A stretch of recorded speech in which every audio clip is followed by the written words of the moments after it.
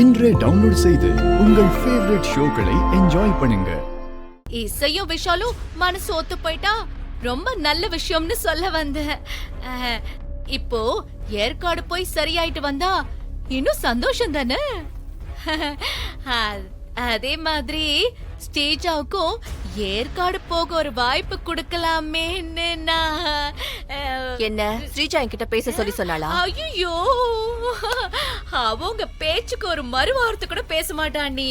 ஆனாலும் 2 கல்யாணம் நடந்த இடத்துல ஒருத்தர் மட்டும் ஹனிமூன் போறது நல்லா இல்லல்ல. அதுதான் எனக்கு தோணுச்சு, நான் சொல்லிட்டேன். தப்பா வந்து மன்னிச்சிருக்க. நீ ஸ்ரீஜா, நீயும் ஏற்காடு போறியா? நீங்க சொன்னா நான் போறேன் அத்தை. சரி, நீயும் ராகவும் போயிட்டு வாங்க. சிந்தாமணி சொன்ன மாதிரி நீங்க 2 பேரும் சந்தோஷமா இருந்தா அதுவும் நல்லது தானே.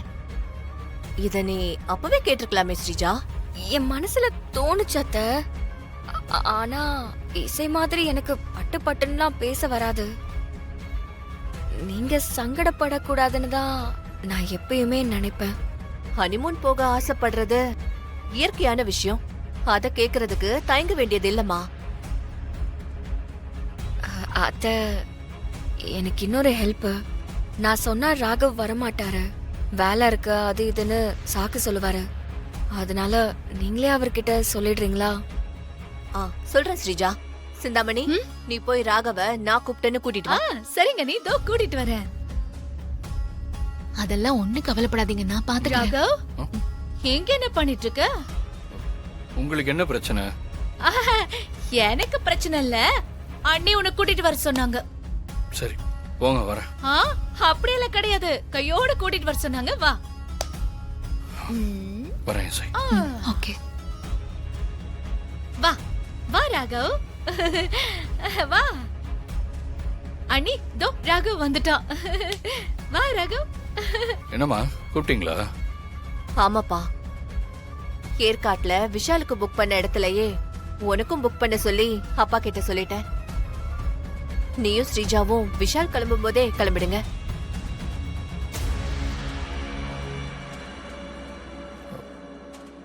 இல்லம்மா, நான் போல. எனக்கு நிறைய வேலை இருக்கு. அதில்ல ராகவ், இது சாஸ்திர சம்பிரதாயம். இதுல காரணம் எல்லாம் சொல்லக்கூடாது. ஐயோ இல்லம்மா, வேலை எப்பவுமே இருக்கும்பா. அப்பா சொன்ன மாதிரி பர்சனல் விஷயங்களுக்கும் நாம ஸ்பேஸ் கொடுக்கணும். சில சந்தர்ப்பங்கள் எல்லாம் மறுபடியும் லைஃப்ல வராது. சோ அது அமையும் போது நம்ம மிஸ் பண்ண கூடாது. அதுக்கு இல்லம்மா, எனக்கு இப்ப அந்த மைண்ட் செட்லாம் இல்ல. நீ இந்த வீட்டுக்குள்ளேயே இருந்துட்டு இருந்தனா எந்த மைண்ட் செட்டும் உனக்கு வராது. யோசிக்காம கிளம்பு, ஆர்குமெண்ட் பண்ணாத.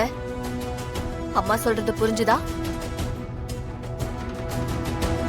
புரியுதுமா, நான் போறேன். போயிட்டு வரேன்னு சொல்லுப்பா. சரிம்மா, போயிட்டு வரேன்.